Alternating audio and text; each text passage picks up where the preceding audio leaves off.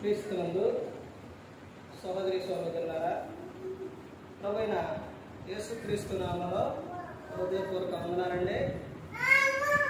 ముందుగా ఇంత మంచి సమయాన్ని ఇచ్చిన తండ్రైన దేవునికి ప్రభువైన క్రీస్తు ద్వారా కృతజ్ఞతాస్తుతులు చెల్లిస్తున్నానండి. అందరూ బాగున్నారండి. వాక్యం చదువుకొని ప్రార్థన చేసుకున్న తర్వాత పాఠం చదువుతున్నామండి. యోహాను గారు రాసిన సువార్త 3వ అధ్యాయం. యోహాను గారు రాసిన సువార్త 3వ అధ్యాయం 35వ వచనం. తండ్రి కుమారుని ప్రేమించుచున్నాడు గనుక ఆయన చేతికి సమస్తము అప్పగించి ఉన్నాడు. ప్రార్థన చేస్తుంది. పరలోకమందున్న మా తండ్రి, పరిశుద్ధ ప్రేమ గల తండ్రి, గొప్ప తండ్రి యెహోవా, అయ్యా మీ ప్రియకుమారుడు యేసుక్రీస్తు ప్రభువు ద్వారా కృతజ్ఞతాస్తుతులు చెల్లిస్తున్నాను ఆయన. ఆరాధన క్రమం అంతట్లో మీరు నడిపించండి ఆయన. అయ్యా వాక్యం బోధించగా విలువారు తండ్రి మంచి రోజు తిని వాక్యానుసారం నడిచే భాగ్యం దయచేయండి. వాక్యం బోధించగా ఈ లోక సంబంధమైన జ్ఞానంతో కాకుండా ఈ జ్ఞానంతో మాట్లాడే భాగ్యం దయచేస్తారని మా ప్రభువు యేసుక్రీస్తు నామములో వేడుకుంటున్నాం తండ్రి. ఆమేన్. ప్రభువైన యేసుక్రీస్తు నామములో హృదయపూర్వక వందనాలండి. దేవుని కుమారుడు యేసుక్రీస్తు ప్రభువు ఈ లోకానికి వచ్చిన తర్వాత పరలోక రాజ్యం సమీపిస్తుంది కనుక మారు మనసు పొందమని ప్రకటింప మొదలుపెట్టాడు. అంశం పాఠం పేరు రాసుకోండి. తండ్రి ప్రేమ. తండ్రి ప్రేమ. మైండ్లో అలా వెయిట్ అయిపోయిద్దాం, గుర్తుంటుంది కదండి. తండ్రి ప్రేమ. ముందుగా బైబిల్ చెబుతున్న విషయం ఏంటంటే, తండ్రి భూమి మీద ఎవరికి తండ్రి అని భూమి మీద ఎవరికి పేరు పెట్టవద్దు అని దేవుడు గ్రంథంలో చెప్పి ఉన్నారు. తండ్రి దేవుడు. తర్వాత మనం ఇంకా రెండో విధంగా చూస్తే ఎవరిని చూస్తామంటే, ఈ లోకంలో జన్మనిచ్చిన, ఈ లోకంలో మనకి జన్మనిచ్చిన తండ్రి. ఇప్పుడు ఆ తండ్రిని దేవుణ్ణి వాడి దేవుడు ఇంకా ఎక్కువగా కొంచెం అంటే కొంచెం కదా ఎక్కువగా ఇష్టం ఉన్నవాడు ఏమంటారు? తండ్రి అంటారు. ఇంకా ఎక్కువగా ఉన్నవాడు డాడీ అంటారు. ఈ విధంగా పిలుస్తారు. ఇక్కడున్న తండ్రిని ఏమని పిలుస్తారు?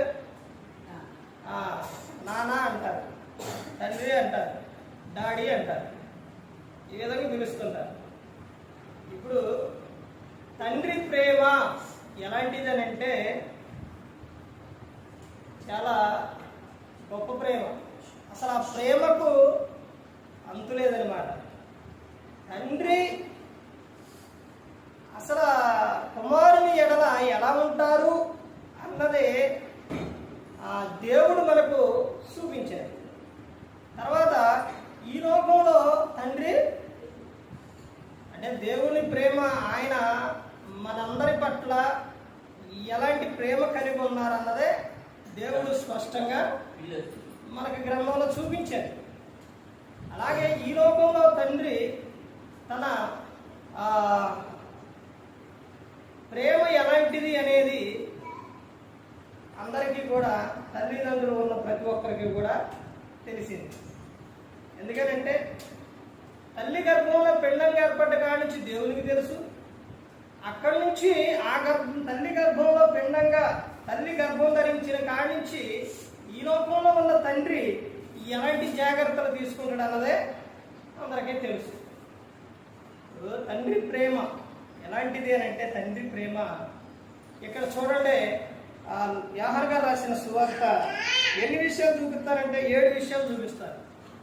ఎందుకు 7 విషయాలు చూపిస్తాను మీకు గమనించారా? అసలు ఇక్కడ కూడా 7 పాటలే పెట్టండి, 7 పాటలే పాడేయటం పెట్టండి. కానీ నేను వెళ్ళిన చర్చిల్లో 7 పాటలే, ఈడ కూడా 7 పాటలు పెట్టాను. సంఘం పెద్దది కాబట్టి సరిపో 7 పాటలు అంటే 6 పాటలు, 7వ పాట రాణి సాగింది, అయిపోయింది కరెక్ట్గా అర్ధగంట. కానీ ఇక్కడ ఎక్కువ పాడతారు కాబట్టి వస్తారు కాబట్టి అందుకని లిమిట్ పెట్టలేడా. ఆయన వెళ్ళిన చోట పెడతా. ఆడ మాత్రం 6 పాటలో 7వ పాట రాణి సాగింది. 7 గురించి తెలుసా? నేను చర్చిలో చేసినప్పుడు ఆ 7 గురించి చెప్పినప్పుడు వాము ఇంత ఉందా, ఇంత అర్థం ఉందా? చాలా ఉండింది 7 గురించి. సిలువలో పలికిన 7 మాటలు, సృష్టిలో దేవుడు ఇచ్చిన రంగులు 7, తర్వాత అన్ని 7 అనేది దేవునికి ఇష్టమైనది, చాలా ప్రాముఖ్యమైనది ఆ సంఖ్య. ఆ చర్చిలోని 7 లైట్లు, 7 ఫ్యానులు, 7 ఈ పక్క 21 కుర్చీ, ఇట్లా బయట కూడా 7 లైట్లు, అన్ని మొత్తం 7తోనే. కానీ ఎవరికి తెలియదు. నేను వాక్యం ప్రసంగం చెప్పిన దాకా కూడా వాళ్ళు ఇన్ని అవన్నీ 7తో స్టార్ట్ అయింది అప్పుడు గమనించారు. 7 అనేది ఏంటంటే ఇది ఎందుకు చెప్తున్నానంటే దేవునికి ఇష్టంగా మనం చేయాలి. దేవుని మీద మనకి ఇష్టం ఉంటే మనం ఆయన చెప్పినట్టు చేస్తామన్నమాట. దేవుడు తన కుమారుని ఎడల తను చూపిస్తున్న ప్రేమ ఎలాంటి ప్రేమ? తండ్రి ప్రేమ. ఇక్కడ చూడండి, యోహాను గారు రాసిన సువార్త 3వ అధ్యాయం 35వ వచనంలో, తండ్రి కుమారుని ప్రేమించుచున్నాడు కనుక ఆయన చేతికి సమస్తము అప్పగించి అన్నాడు. తండ్రి కుమారుని ఏం చేసిండు? ప్రేమించిండు. ఎంతగా ప్రేమించిండండి? ఎంతగా ప్రేమించిండండి? సమస్తాన్ని అప్పగించే అంత. ఎవరు అప్పగిస్తారు చెప్పండి?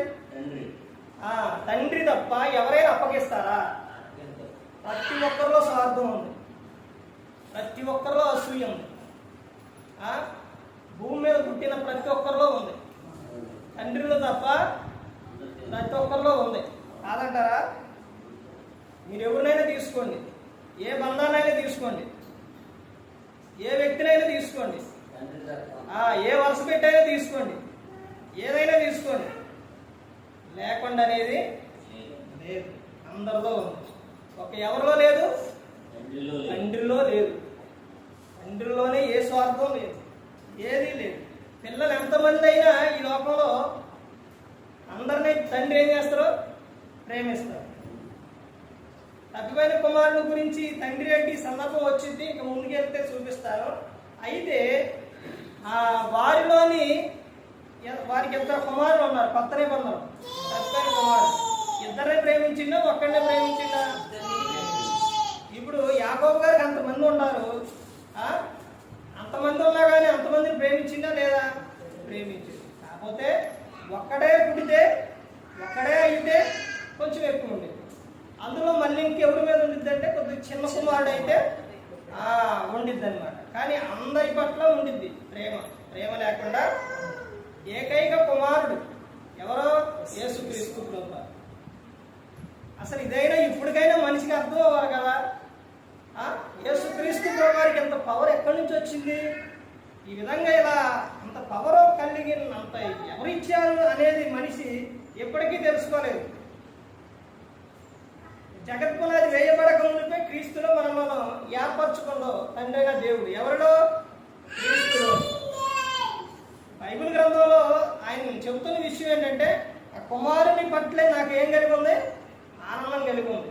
మన కుమారుడే ఏం చేసిండు? తండ్రి ఇష్టాన్ని నెరవేర్చిండు. భూమి మీద తన ఇష్టము సంపూర్తిగా నెరవేర్చాడు. అయితే దేవుడు మాత్రం కుమారునికి సమస్తం అప్పగించిండు. ఎంతగా అప్పగించిండో తెలుసండి? భూమి మీద ప్రతి ఒక్కరి పాపమును క్షమించే అధికారం ఇచ్చిండు.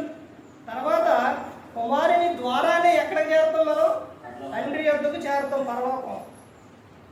యోహాను సువార్త 14:6, నేనే మార్గం, నేనే సత్యం, నేనే జీవం, నా ద్వారానే ఎక్కడ చేరతారు?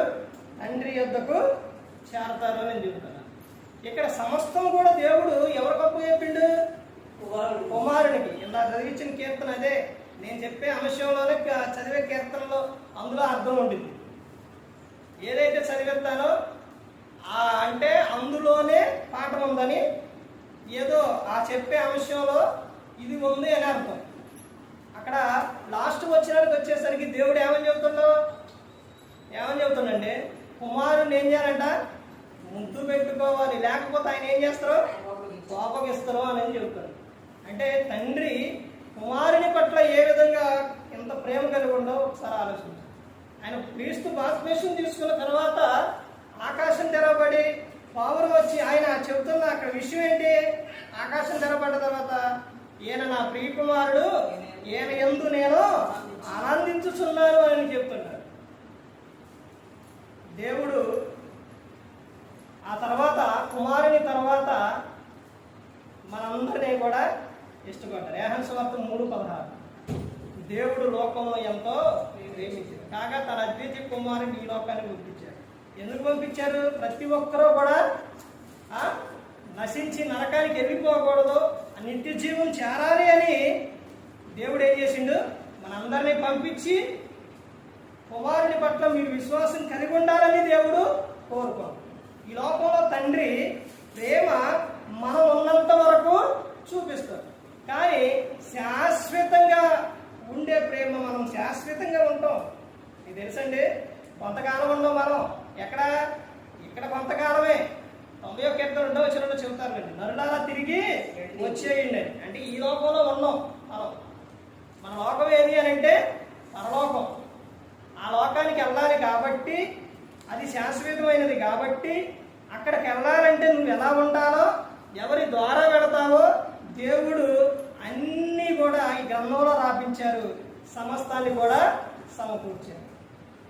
ప్రతి ఒక్కటి కూడా తండ్రి ప్రేమ ఇక్కడ కుమారుని పట్ల అంటే దేవుని ప్రేమ ఎలాంటిదని అంటే సమస్తం కూడా కుమారునికి అప్పగించారు. ఈ లోకంలో ఉన్న తండ్రి తన ప్రేమ ఏ విధంగా ఎంత ఇష్టపడతారో, ఏ విధంగా ఉంటుందో మనం చూస్తే చూడండి. ఆదికాండం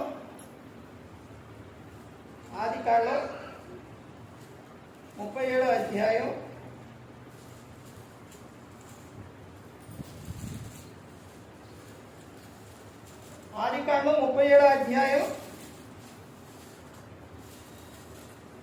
4వ వచనం చూడండి. అతని సహోదరుడు తమ తండ్రి అతనిని తమ అందరికంటే ఎక్కువగా ప్రేమించుట చూచినప్పుడు వారు అతని మీద పగబట్టి అతనిని క్షేమ సమాచారమైనను అడగలేకపోయిరి. ఏమంటే స్వార్థం ఉన్నవాళ్ళు, అసూయ ఉన్నవాళ్ళు, కక్షలు ఉన్నవాళ్ళు ఈ ఎదుటి వారిలో నుంచి ఏవైనా కానీ ఏదన్నా ఒక విషయం కానీ మంచి విషయం అయినా ఏదైనా కానీ తెలుసుకుంటారా? అసలు అడగలుగుతారా? అడగలేరు. వాళ్ళు ఎదుటి పడ్డప్పుడు ఇల్లు ఈ కాళ్ళ మీద ఎక్కడ లేనంత ఉంటే ఇంకేం అడుగుతారు?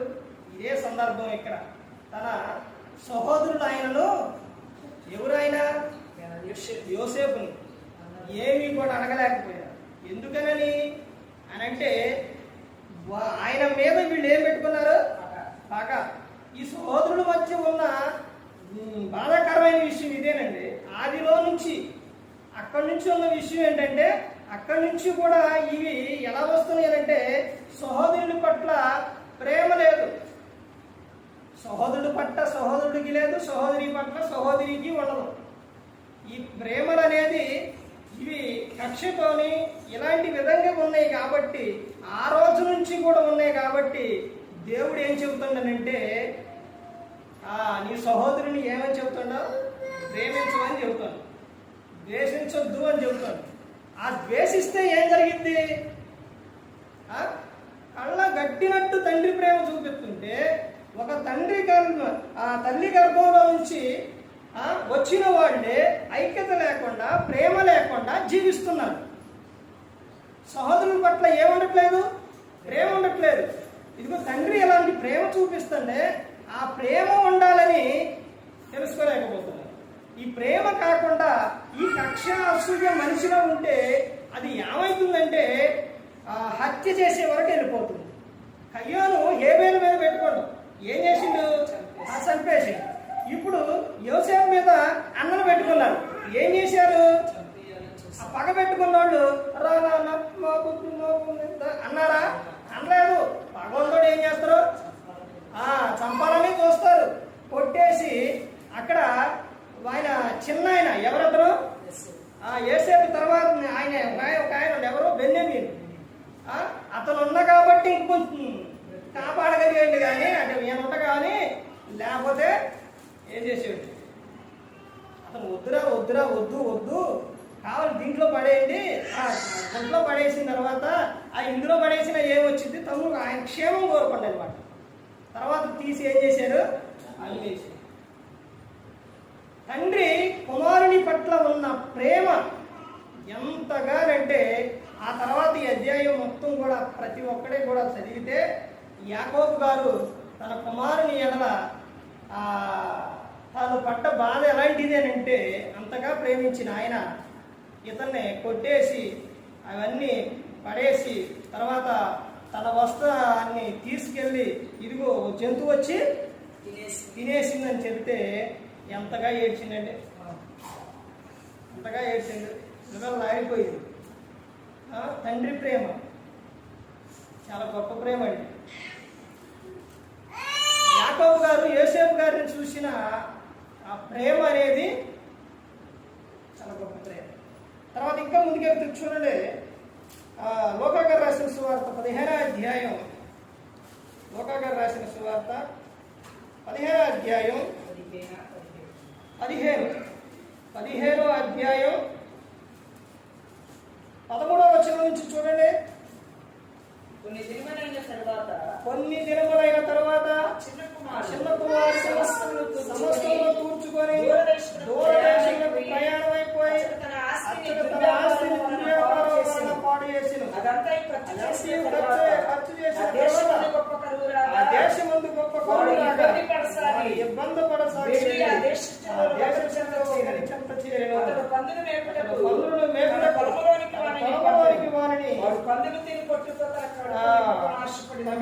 ఈ సందర్భం అంతా చూసుకుంటా వస్తే 20వ వచనంలో చూస్తే ఏమని చెప్తున్నారంటే, వాడు ఇంకా దూరముగా ఉన్నప్పుడు తండ్రి వాడిని చూచి కనికరపడి పరిగెత్తి వాని మెడ మీద పడి ముద్దు పెట్టుకొనిను. చూశారండి, ఇప్పుడు తండ్రి ఆస్తిలో తీసుకొని వెళ్ళిపోయిన ఆయన ఏం చేసిండు, దుర్వ్యాపారం చేసిండు. మొత్తం ఏమైపోయింది, అయిపోయింది, పాడైపోయింది. ఇప్పుడు తినడానికి ఏమీ లేదు. ఉన్న ఫ్రెండ్స్ అప్పుడు దాకా సామెత చెబుతారు పెద్దలు, ఏంటది, బెల్లం ఉన్నంతసేపే ఈకలు, డబ్బు ఉన్నంతసేపే. డబ్బు కానీ అది లేకపోతే ఎవరు రాదు, ఎవరో చూడరు. ఇక్కడ ఏ సందర్భం ఈయన జీవితంలో జరిగిన విషయం అదే. ఉన్నంతసేపు ఉన్నారు, తర్వాత ఏమైపోయారు, అయిపోగానే ఈకలు వెళ్ళిపోయినట్టు ఈతో వెళ్ళిపోయారు.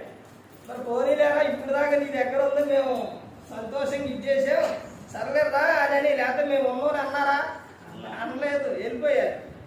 తర్వాత పండు తినే పొట్టు వరకు వెళ్ళిపోయిన తర్వాత అప్పుడు కుమారునికి ఏమొచ్చింది, బుద్ధి వచ్చింది.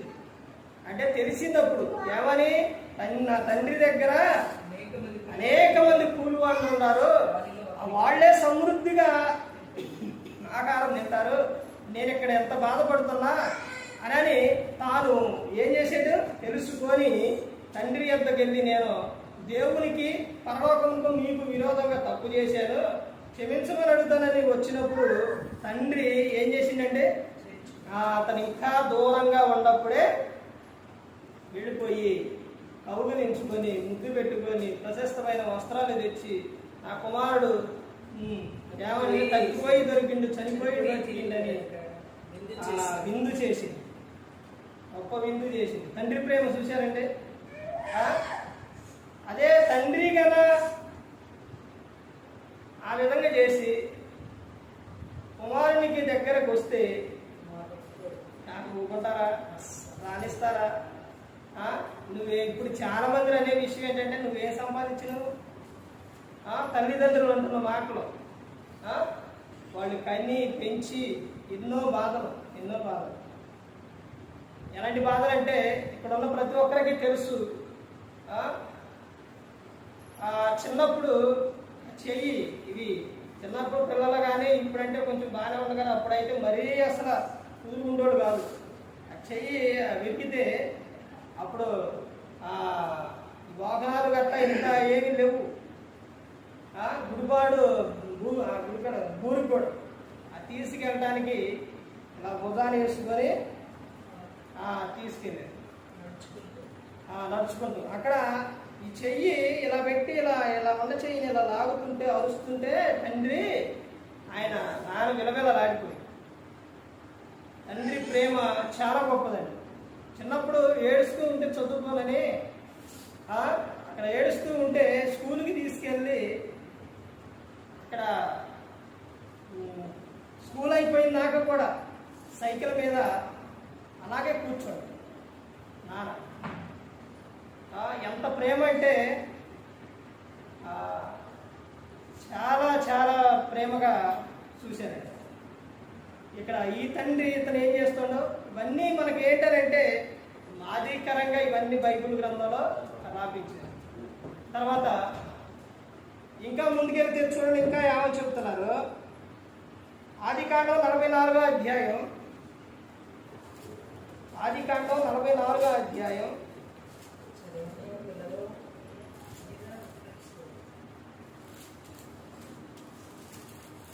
44వ అధ్యాయం 20వ వచనం. అందుకు మేము మాకు ముసలివాడైన తండ్రి అతని ముసలితనంలో పుట్టిన ఒక చిన్న వాడును ఉన్నారు. వాని సహోదరులు చనిపోయాను. వాని తండ్రికి వాడు ఒక్కడే మిగిలి ఉన్నాడు. వాని తండ్రి వారిని ప్రేమించుచున్నాడని చెప్పింది. ఇక్కడ వాడు చెప్తున్న విషయం కుమారుని అక్కడ తండ్రి ఎంత ప్రేమిస్తున్నాడో వానికి ఎవరున్నారంట? కుమారుడు అతడు తనను ఎంతగానో ప్రేమిస్తుండు అని చెప్తాడు. తండ్రి పిల్లల ఎడల అంత ప్రేమ చూపిస్తారండి. తండ్రి ప్రేమ చాలా గొప్ప ప్రేమ. తర్వాత ఇంకా ముందుకెళ్తే చూడండి, ద్వితీయోపదేశకాండం 21వ అధ్యాయం, ద్వితీయోపదేశకాండం 21వ అధ్యాయం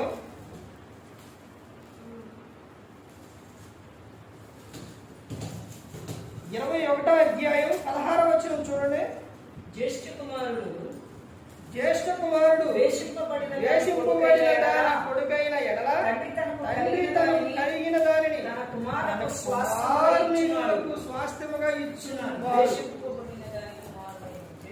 ద్వేషింపబడిన దాని కుమారుడైన జ్యేష్ఠునికి మారుగా, ప్రేమింపబడిన దాని కుమారుని జ్యేష్ఠునిగా చేయకూడదు.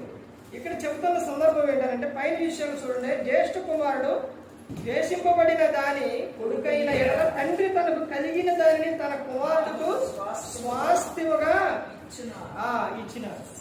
తండ్రి తన ఆస్తిని ఎవరికి ఇస్తారు? ఎవరికి వేరే వాళ్ళకి ఇస్తారా? ఎవరికి ఇస్తారు? కుమారునికే ఇస్తారు. తన ఆస్తి ఎవరికి ఇస్తారంటే కుమారునికే. తనకు కొంచెం వృద్ధాప్యం వస్తున్నా, లేకపోతే అనారోగ్యం వచ్చినా, లేకపోతే తన ఆస్తిని ఎవరికి ఇస్తారు? స్వాస్థ్యంగా కుమారునికే ఇస్తారన్నమాట. చూచానండి, దేవుడేమో మనం నిత్యము కూడా పరలోకంలో ఉండాలని తండ్రి అనే దేవుడు మనందరినీ ప్రేమించారు. ఈ లోకంలో ఉన్న తండ్రి ఏమో మనం ఆనందంగా సంతోషంగా ఉండాలని ప్రతి ఒక్కటి కూడా ఏం చేస్తారు? సమకూరుతారు. వివాహం అయ్యి అమ్మాయికి వివాహం అయ్యి అక్కడ పంపించేటప్పుడు అక్కడ వాళ్ళకి అన్నీ ఉన్నా కానీ ఎక్కడి నుంచి ఏం చేస్తారు? పంపిస్తారు. రేపు పొద్దున ఎందుకు పంపిస్తారు? ఏమి ఇచ్చావు, ఏం తెచ్చావు అనే విషయం అనేది రాకూడదు అనేది. తనకున్నా లేకపోయినా అప్పు చేసేనా కానీ ఏదో విధంగా తండ్రి పిల్లల విషయాల్లో లోటు అనేది చేయదు. తర్వాత ఇంకా ముందుకెళ్తే చూడండి, మత్తయి సువార్త 5వ అధ్యాయం. తండ్రిని ప్రేమిస్తే ప్రతి ఒక్కరు కూడా చేయవలసిన విషయం చెప్తున్నారు. చూడండి, మత్తయి సువార్త ఇంకో విషయం చూసి ముగించుకుందామండి. మత్తయి సువార్త 5వ అధ్యాయం 44వ వచనం చూడండి. నేను మీతో చెప్పినదేమనగా, మీరు పరలోకమందున్న మీ తండ్రికి కుమారుడై ఉండినట్లు మీ శత్రువులను ప్రేమించుడి, మిమ్మల్ని హింసించు వారి కొరకు ప్రార్థన చేయుడి. తండ్రి అయిన దేవుడు ప్రతి ఒక్కరిని కూడా ఏం చేస్తుండో? ప్రేమిస్తుంది. ఆయనకు కుమారుడై ఉండినట్లు మీరు ఏం చేయాలి? దేవుని ప్రేమ ఆయన ఏ విధంగా అయితే చూపిస్తుండో భూమి మీద ప్రతి ఒక్కరిని కూడా ఏం చూపించాలి, ఏం చేయాలని చెప్తున్నారంటే, మీ తండ్రికి కుమారులైనట్లు మీ శత్రువును ప్రేమించుడి, మిమ్మల్ని హింసించు వారి కొరకు ప్రార్థన చేయుడి అని చెప్తున్నాడు. దేవుడు పక్షపాతి కాదు. దేవుడు మంచివారి మీద చెడ్డవారి మీద ఏం చేస్తారు? ఆయన వర్షం కురిపిస్తారు, అన్నీ కూడా చేస్తారు. దేవునికి పక్షపాతం అనేది, దేవుడు అందరినీ ఏం చేస్తున్నాడు? ప్రేమిస్తున్నాడు. అలాగే భూమి మీద ప్రతి ఒక్కరూ కూడా ఏం కలిగి ఉండాలి అని చెప్తున్నారంటే, మీరు దేవుని కుమారుడు అగినట్లు మీరు ఏం చేయాలి? ప్రేమ కలిగి ఉండాలి అని చెప్తారు. మీ శత్రువులను ఏం చేయాలంట? ప్రేమించాలి. మిమ్మల్ని హింసించు వారి కొరకు ఏం చేయాలి? ప్రార్థన చేయాలి అని చెప్తారు. తర్వాత చివరిగా చూడండి, అపోస్తలుడైన పౌలు గారు ఎఫెసీయులకు రాసిన పత్రిక, అపోస్తలుడైన పౌలు గారు ఎఫెసీయులకు రాసిన పత్రిక 6వ అధ్యాయం 1వ వచనం నుంచి, పిల్లలారా ప్రభువునందు మీ తల్లిదండ్రులకు విధేయులండి, ఇది ధర్మమే. నీకు మేలు కలిగినట్లు ఈ తండ్రిని తల్లిని సన్మానింపు, అప్పుడు నీవు భూమి మీద దీర్ఘాయుష్మంతుడగుదు. ఇది వాగ్దానంతో కూడిన ఆజ్ఞలో మొదటిది. తల్లిదండ్రులు ఏం చేయాలంట? సన్మానించాలి. సన్మానించడం అంటే వారు ఉన్నంత కాలం కూడా ఏం చేయాలి? ప్రేమగా చూసుకోవాలి. అదే చెప్తాను. అలా చూస్తే ఏం జరుగుతుంది అని అంటే, భూమి మీద మీరు ఏమవుతారంట? దీర్ఘాయుష్మంతులు అవుతారంట. అయితే ఒక విషయం ఏంటంటే, ప్రతి ఒక్కరు గమనించుకోవాల్సింది, ఈ రోజున మనం ఏ క్రియలైతే చేస్తున్నామో, ఏదైతే చేస్తున్నామో, రేపు తర్వాత కూడా అదే జరుగుతుంది. ఏం జరుగుతుంది? మనుషుడా, నువ్వేదైతే విత్తుతావో ఆ పంటనే కోస్తావని చెబుతావు. నువ్వు ఇప్పుడు ఏ విధంగా అయితే తండ్రిని తల్లిని ఏ విధంగా అయితే చూస్తున్నావో, నువ్వు రేపు నిన్ను కూడా నీకు పుట్టిన పిల్లలు అదే విధంగా చూస్తారు. కాలం, ప్రకృతి, ఈ విశ్వం ఏది కూడా ప్రతి ఒక్కటి ఇందులో ఉంటనే ఉండిద్ది. ప్రతి ఒక్కటే కూడా ఉంటుందా? దేవుడు చెబుతున్న విషయం ఏంటి? ఆకాశమా ఆలకించు, భూమి చెవియు. సాక్ష్యం పెట్టారు. మనం చేసే ప్రతి ఒక్కటే వెళ్ళిపోయిందిలే, అయిపోయిందిలే అనుకోవడానికి వీలు లేదు. మాట్లాడే మాట కానీ చేసే క్రియ కానీ ప్రతి ఒక్కటే అలా ఉండిపోతాయి అన్నమాట. అది అందుకనే చెబుతున్నారు కదా, మనుషుడా నువ్వేదైతే విత్తుతూ ఆ పంటనే కోస్తావు అని చెబుతున్నారు. నువ్వు ఈ రోజున తల్లిదండ్రులను ప్రేమగా చూడు, రేపు నిన్ను కూడా అలాగే చూస్తావు. నువ్వు నీ తల్లిదండ్రులను ద్వేషించు, వాళ్ళు ఏదన్నాను, రేపు నీకు కూడా అలాగే తిరిగి. అర్థమవుతుందండి? మనం ఏదైతే ఎలాగైతే చేస్తామో అదే జరుగుతుంది. నేను ప్రతి ఒక్కరు కూడా గమనించుకోవాలి, ప్రతి ఒక్కటి కూడా తెలుసుకోవాలి. దేవుడు మనకు తండ్రి ప్రేమ చాలా గొప్ప ప్రేమ, అద్భుతమైన ప్రేమ. ఆ ప్రేమ వెలకట్టలేని ప్రేమ దేవుని ప్రేమ. అలాగే ఈ లోకంలో కూడా జన్మనిచ్చిన తండ్రి ప్రేమ చాలా గొప్ప ప్రేమ. ఎలాంటిదనంటే, తండ్రి గన మనకు దూరం అయిపోతే, అంటే దూరం అంటే కొన్ని రోజులు ఎక్కడికన్నా వెళ్ళినా, లేకపోతే తన అనారోగ్యం వచ్చిన, లేకపోతే తన లోకం విడిచిన ఎలా ఉంటుందనంటే తట్టుకోలేని విధంగా చాలా బాధ కలుగుతుంది. ఆ బాధ ఎలా ఉంటుందనంటే, అంటే ఎందుకనంటే ఇంతకాలం మనం పుట్టిన కాడి నుంచి ఇంతకాలం మనల్ని ఎలా చూశారు? ప్రేమగా చూశారు. కాబట్టి వారికి సడన్గా ఏదన్నా అయ్యిందనంటే తట్టుకోలేని విధంగా ఉంటారు.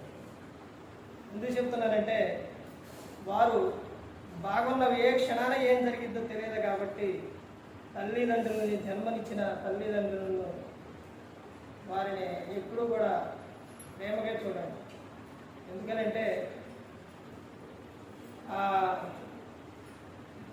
తల్లిదండ్రి విషయాల్లో ఎవరైనా కానీ తల్లి విషయానికి వచ్చేసరికి, ఒకవేళ తల్లి తక్కువని కాదండి నేను చెప్పే విషయం, తల్లిగా ఒకవేళ లేకపోతే ఎవరినైనా కానీ అమ్మ అని పిలుస్తుంది, కానీ తండ్రే లేకపోతే ఎవరిని కూడా మరలా అలా పిలవలేదు. నానా అని ఎవరినైనా పిలుస్తావా? ఎవరిని పిలవలేదు. కానీ అమ్మ ఒకవేళ అయితే ఎవరినైనా అమ్మని పిలుస్తున్నాను, తండ్రిని మాత్రం నాన్న మాత్రం అలా ఆ ప్రేమ చాలా గొప్పది.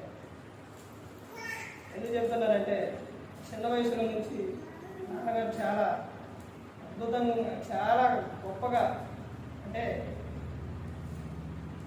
ఆయన ఎంతగా చూసేవారంటే ఆయన నుంచి నేర్చుకునే విషయం ఏంటంటే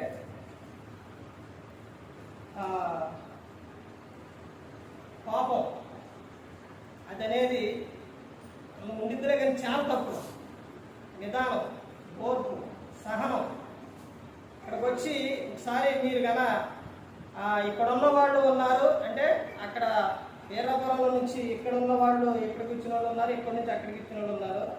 కారు వచ్చి యాకోబ్ అంటే నాన్న పేరు, అంటే చిన్నప్పటి నుంచి పెట్టిన పేరు. తర్వాత ఇప్పుడు నేమ్ ఏంటంటే ఆ స్కూల్లో కట్టడానికి భాస్కర్. అయితే అడిగి చూడండి ఎలాంటి మంచి విషయం చెబుతారు అని సాక్ష్యం చెబుతారు. ఎవరిని ఏమంటాం కానీ ఏది కూడా. ఎందుకు చెప్తున్నానంటే మొన్నటి దినాన గురువారం నాడు సడన్గా ఆయనకు కాలు, చెయ్యి, నోరు పడిపోయింది. స్టేటస్ పెట్టాను, అంటే హాస్పిటల్లో తీసుకెళ్తే పక్షపాతం. ఆ తర్వాత ఇక్కడ తిరుగు తీసుకొచ్చి ఇక్కడ నుంచి మరలా విజయవాడ తీసుకెళ్ళి హాస్పిటల్లోనే ఉన్నారు. తండ్రి అలా ఉంటే అప్పుడు అర్థమవుతుంది ఏంటంటే సమస్తం కూడా ఎంత ఇదిగా సమకూర్చారంటే ఎంతగానంటే ఎక్కువగా ఉన్నప్పుడు ఆయన ఈ పిల్లల గురించే, అంటే అందులో నేను ఒక్కండి ఎలా పెంచారని అంటే ఇప్పటికీ కూడా ఏడవంటే కూరగాయలు తెచ్చాను కానీ వేరే ఇది తేవాలంటే చికెన్ ఇది తేవాలంటే ఇప్పటికీ నేను ఎందుకనంటే ఒకటే కుదరలానా ఆయనే తీసుకొచ్చేది. ఇది ఒకటే, ప్రతి ఒక్కటి ఏదైనా బయటికి వెళ్ళి తేవాలన్నా ఏదైనా కానీ మాట్లాడాలన్నా ఏదైనా కానీ ఆయన. ఈ విధంగా ఇంకొక విషయం ఏంటంటే దేవుని సేవలోని ఈ విధంగా అలా ఒక ఉన్నామంటే ఒక కారణం ఏంటంటే ఎంత సహాయం అంటే ఈ లోకంలో మనం ఉన్నాం కాబట్టి ఎక్కువగా లోకస్తులే ఉంటారు. వాళ్ళు ఏం చేస్తారంటే అన్నిటికీ కొంతమంది సేవకుడు తెలియదు, తెలియక ఏం చేస్తారంటే అన్నిటికీ పిలుస్తుంటారు. పిలిచినప్పుడు సేవకుడుగా వెళ్ళాలంటే అవిశ్వాసంతో పాటు విశ్వాసం ఉండాలని రోజులేదు. అలాంటి సందర్భాల్లో ఎవరెల్లో తెలుసండి నానే దేనికైనా నన్ను గమనించాడు. ప్రేమ ఎలా ఆయన చూసింది దాని ఎలాంటిదంటే చాలా గొప్పగా చూశారు, చాలా ఇదిగా. అలాంటి నా హాస్పిటల్లో ఉండేసరికి ఇప్పుడు ఒకేసారి ఏదన్నా ఏంటంటే అనారోగ్యం చేతలో లేకపోతే ఏదన్నా అయ్యి లోకం విడిస్తే అది ఎలా ఉంటుందనంటే చాలా మందికి ఇక మరలా రారు కాబట్టి రారు అని అర్థం. కానీ కళ్ళ ముందే బాధపడుతూ ఉంటే పట్టుకోలేని చూసి పట్టుకోలేని ఈ సందర్భంలో మనకు గుర్తు రావాల్సిన విషయం ఏంటంటే తండ్రి ప్రేమ కుమారుల పట్ల అంటే బైబిల్ గ్రంథంలో చూస్తే నాకు ఎక్కువ బయటిషన్ చెప్పడం కుదరదు. బైబిల్ గ్రంథంలో నుంచి అయితే చెప్పగలుగుతారు. దావీదు గారు ప్రేమ ఎలాంటిదో తెలుసండి? చదివారా గ్రంథం ఎప్పుడైనా? ఆయన గురించి తెలుసుకున్నారా? దావీదు గారి గురించి ఎలాంటి ప్రేమ అంటే తన పిల్లలను ఎంతగానో ప్రేమించారు. ఎంతగా ప్రేమించారనంటే ఆ పిల్లల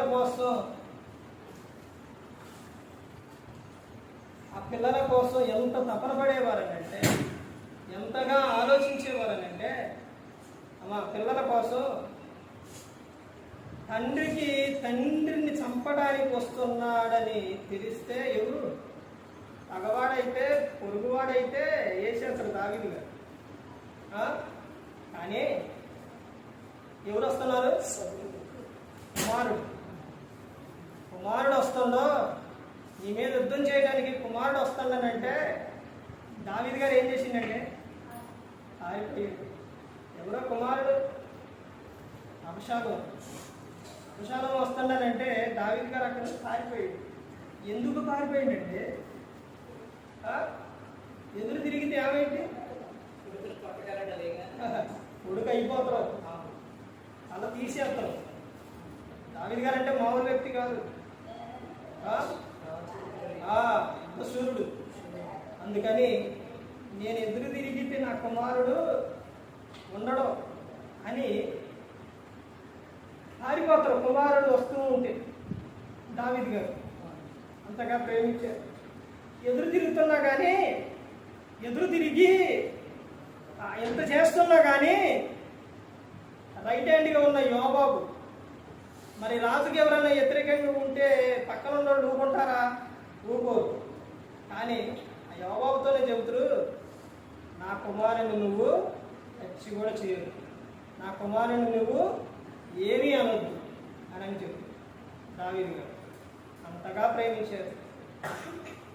కుమారుని పట్ల ఆయన అంతగా ప్రేమించారు. సొలొమోనుని ఏం చేసిండు దావీదు గారు? సాధన చేసింది. అంటే దేవుని ఆజ్ఞ లేకుండా జరగదు, అయినప్పటికీ కూడా అంతగా ప్రేమించారు.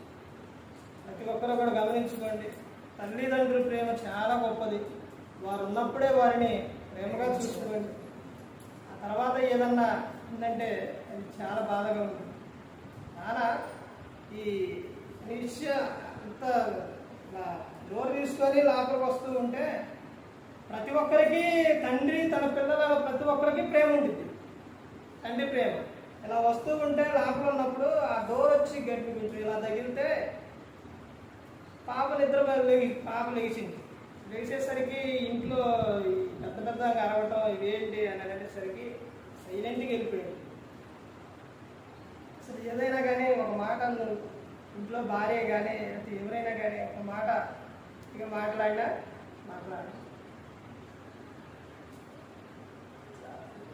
చాలా ఓర్పు. మనం నేర్చుకోవాల్సింది ఏంటంటే దేవుడు మనకన్నీ కూడా విషయం ఏంటంటే జరిగిన ఒక సందర్భం ఏంటంటే ఒక్కసారి కొంచెం కోపంగా కొద్ది మాట్లాడటం వల్ల అది నేను కూడా సేవకునిగా ఆలోచించకుండా గబుక్కునంట అంటాం తొందరపడి. ఏంటంటే ఇలా గాతో ఇలా తీస్తున్నాం, ఇద్దరం తీసే సందర్భంలో అక్కడ ఈ ఎవరైనా కానీ బయట ఉన్నవాళ్ళైనా ఇంట్లో వాళ్ళైనా ఎవరైనా కానీ కొంచెం ఏదైనా మాట్లాడితే గట్టిగా మాట్లాడినా అంటే వేరే విధంగా లోక సంబంధమైన విషయాలు మాట్లాడితే సేవకుడు ఏమవుతారంటే తట్టుకోలేదు, బాధపడతారు. ఇప్పుడు మీరందరూ ఉన్నారు, ఇప్పుడు ఇక్కడ నుంచి బయటికి వెళ్ళిపోయిన తర్వాత ఎవరైనా మాట్లాడారు అనుకోండి, అదే కుటుంబంలో అయితే ఏం చేస్తారో గద్దిస్తారు. ఇప్పుడు అదే ఇక్కడ మీరు మాట్లాడుతున్నారు అనుకోండి, మాట్లాడమాకండే అని చెబుతాం.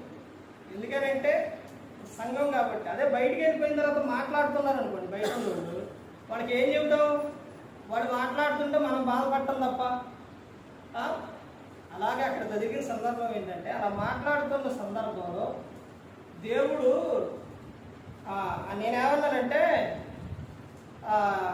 బెంగళూరు మీటింగ్స్కి వెళ్తున్నా, కొన్ని రోజుల పాటు ప్రశాంతంగా వచ్చానంటే నీకు మేమందరం దూరంగా ఉండటం కావాలి, అంటే సేవకుడు ఉన్న చాట ఇలాంటి వాళ్ళు ఉండటం కుదరదు అని అన్నారు.